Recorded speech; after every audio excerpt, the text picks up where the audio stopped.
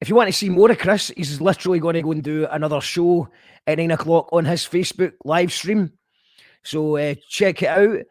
Tomorrow night, you might see in the bottom of the screen there. Tomorrow night, we have Roberta Pia from the Banana Sessions, and great DJ as well. Hopefully, we'll get a couple of songs, a bit of chat. So tune in tomorrow, 7 o'clock. Well, you're all locked down anyway, I think, apart from the key workers. If anybody wants to be on the show, by the way, we're going to be doing this every day at 7 o'clock. Just send me a message. You call that radio@gmail.com. Or if you'd like to suggest anyone who you'd like to see in the show, then get in touch. If you want to support this, go to patreon.com/you call that radio. We've got about 23 audio podcasts already out there, and there's another 2 just about finished. Right now, we've got Conspiracy Theories of the Coronavirus, Part 1 and Part 2. Part 3 will be out very soon. And we've also got one with the wee man, which is out very soon as well. Do we have any last comments? Yeah, Captain Mazace and Bob is also brilliant chat. Yeah, Roberta Pia tomorrow will be brilliant.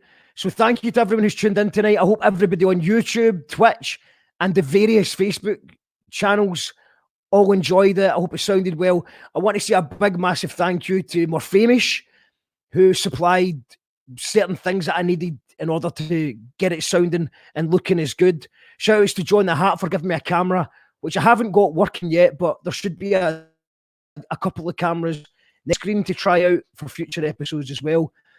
Shout outs to Josh for dropping the stuff off as well. And thank you to everybody for tuning in. Enjoy your lockdown. I'm going to go onto Captain Hotkives' Facebook page and see another couple of tunes for him. Thank you very much, everyone. See you tomorrow night, 7 o'clock, for You Call That Video with Roberta Pia. Next one. Thank you.